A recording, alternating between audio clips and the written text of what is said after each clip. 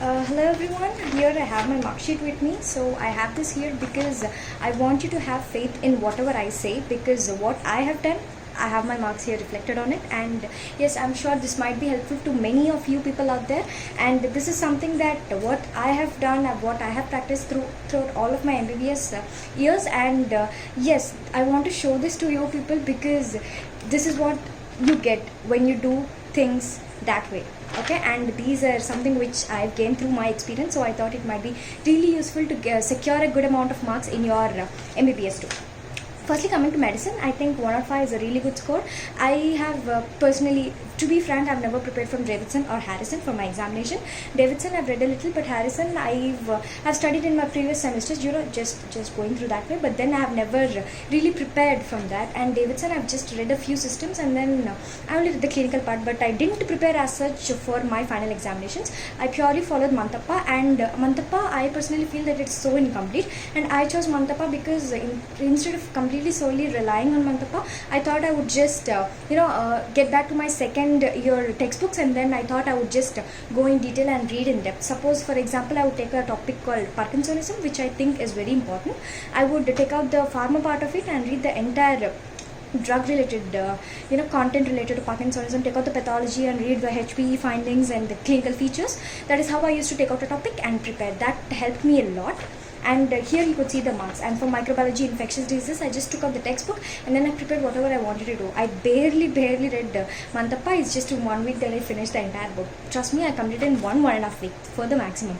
That is the that is quite easy. And because I would feel the book to be incomplete, I would take out many other books and I wanted to cross refer. So that is what I did, and yes, I could see a real difference. Something I could say, like put things on bed, that you call it, right? Yes, I've done that, and I wanted to check it. I don't know, because I was confident enough, because I was very strong with my second year profs. So I thought I would just take a chance, and I wanted to prepare in that way. Try something different. That is what I've done, and yeah. Coming to the practical part is something that even though we have a good exposure here, but then we were not really taught well because of the amount of patient load, and the professors were not even finding time to interact with us. We were mostly taught by the residents over there, and even though they are taught as well, but we have still failed to secure a good mark in the practical. I don't think it is a good mark. And as far as coming to my personal experience is concerned, I am not even personally satisfied in scoring those many marks in the practical, because I know I've prepared well, but I wasn't able to perform well because of the confidence level that I have, because I didn't find that good atmosphere where I could interact with the professor there and tell whatever I found it on the patient, and that really had a effect on my practical. And in many of my semesters I've learned it better in my previous semesters, like my 7th semester. I would take out those notes, and that is how I prepared. And yes, I really had a great impact of practicals, where my clinical exposure and my final practical had mattered a lot. Coming to the internal assessment, trust me, I've never ever copied in my internal assessment. Whatever I wanted to get, whatever I wanted to see my marks here, I totally wanted to be out of my blood and sweat. And yes, I did it, because that is something that my personal goal that I wanted to reach. And yeah, I have done that, and I have never ever copied. And this is something that I barely prepared. Medicine is something that I barely prepared. I would just go and randomly sit and write. Okay, that is the level of confidence that I have on myself, and the amount of concepts that I am strong with. So that is a really good mark. Coming to the total, it's 220. That is a really good amount of marks. And see, remember that once you are strong with your fundamentals, try to make the fundamentals even more strong, and try to correlate it with the diagnosis, treatment and investigation part. That will cover your entire medicine. You do not have to read it separately.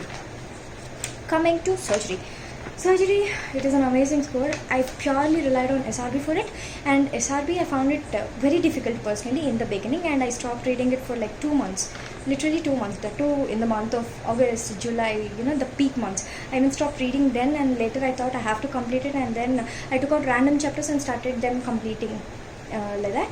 And one good thing that I have done is taking out a book and making notes and important points, like the CT findings, X-ray findings, investigation, any peculiar findings, and any specific clinical features or the other names of the diseases, the same disease. I would pen them down, and then I would constantly revise, keep on revising, just cramming. Okay, because basically this is something with, it's a memory game, surgery, all that clinical part. So I would do that, and that helped me a lot in my final two. I don't know, I didn't have many questions from that in my examination though, but I'm sure it will be useful later on. That is how I did. And coming to the practical part, 73, that surgery also we never had good professor to teacher student interaction. I was mostly taught by the residents. I had good basics from my third semester and sixth semester thanks to my teachers, and I was well prepared from then. And I read Bailey and Love. I think I've just went through it like 2 times, and then sat in depth and read about the clinical cases for surgery during my previous semesters and not in my 8th and 9th semester. But I am sure all my hard work paid off. I could see that here. Coming to the internal assessment, which is bad, but I really didn't care. And yeah, I was able to top the class with a 222. I know 2 is my lucky number, but then I did not know that I would get it here. So yeah, first thing I would say is all your previous semesters, whatever you read, it will surely pay off. Trust me, that is how it paid off in my surgery. The amount of preparation I had, the amount of concepts I had in my 5th and 3rd semester is much more greater than what I had in my 8th and 9th. Okay, so even though you weren't taught in your clinical postings during the last semesters, do not worry. Make sure you at least go to your friend, try to get their notes and then revise and try to discuss. Practical part is very important for your final professor examination. So make sure that you at least get a gist of whatever is going on with the clinical practice. Coming to obs and gynae, obs is something that I'm so scared of, and I've literally practically understood obs only during the month of November, where I was taught in my clinical postings. That is the only practical where I was taught. Really, that is the only practical I was taught in my total 8th and 9th semester.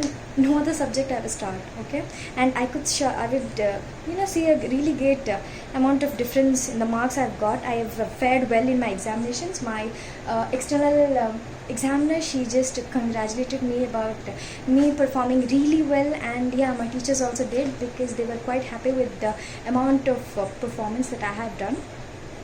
Apart from that, the internal assessment, I barely passed. I just crossed 20 out of 40 in my internal assessment, and that is how badly I did, because I didn't have a good understanding earlier. But then later, when you understand it, obs is something you need to revise it frequently. That is the thing I observed.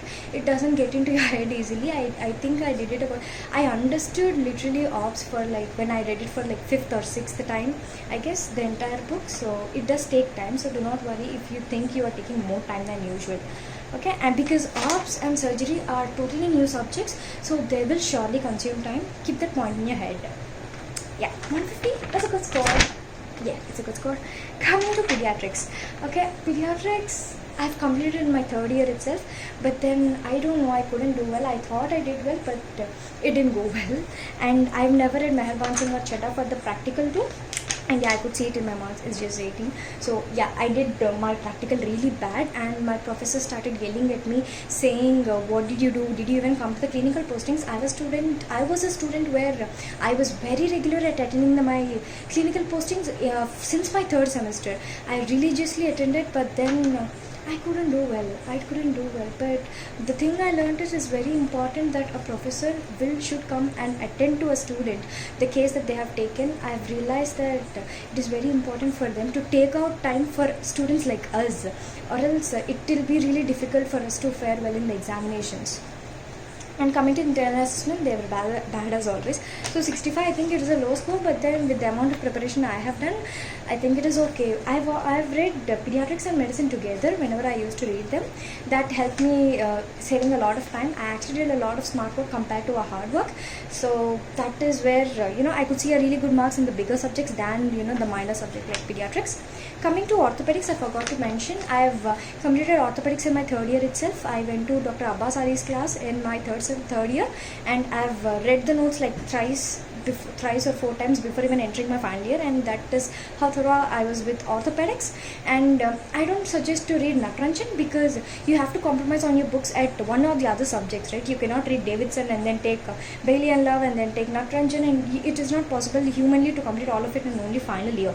So what I would suggest is, when you take a standard book in one subject, try to make sure that you take at least a second standard book with respect to other subjects, because you won't be able to cover everything. You'll only be cramped up with so much of stuff during the end. And Natranjan, I only read the cases, and I think, yeah, I could see my surgery hard work really paid off. Okay, so whenever you study, make sure that you do some smart work.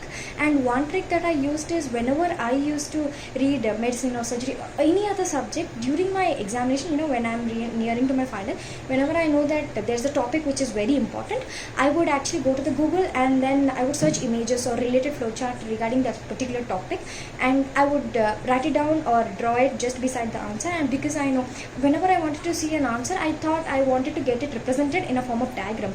And yes, that paid off during all of my semesters, in all of my professional examinations. That trick paid really well, and that is how I'm able to score so well in my theory examinations. It is just the way you represent your answer. Put all your creativity. And yeah, I would actually try to club my answers, irrespective of the subject.